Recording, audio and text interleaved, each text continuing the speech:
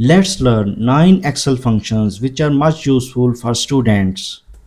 Number 1. Sum if. The syntax is equal to sum if, then select range, criteria, and then lastly sum range. It is used to add numbers that meet a specific condition, for example total marks of a student. Number 2. Count if. The syntax is equal to countif, then select range and then criteria. It is used to count how many cells meet a condition. For example, number of students scoring above 50. Number 3. If condition. The syntax is equal to if, then give logical test, and then value if true, value if false. It is used to perform logical test and return the result. For example, pass or fail if marks are greater than 50.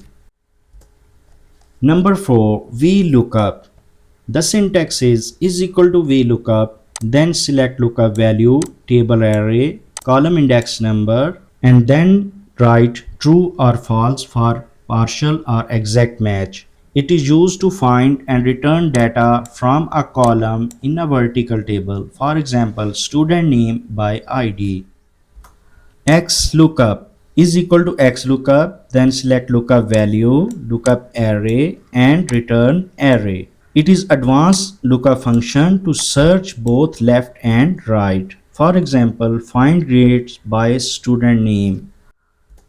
Filter function is equal to filter, then select array and give the criteria. Extract data based on criteria, for example, list of all students with marks above 70. Randbetween function is equal to Randbetween, then give the numbers between brackets. It is used to generate random numbers between two given numbers, for example between 1 to 100. Number 8. Text function is equal to text, select value, then format text. It is used to format the numbers or dates as text. For example, show 1/1/2025 as January 1, 2025.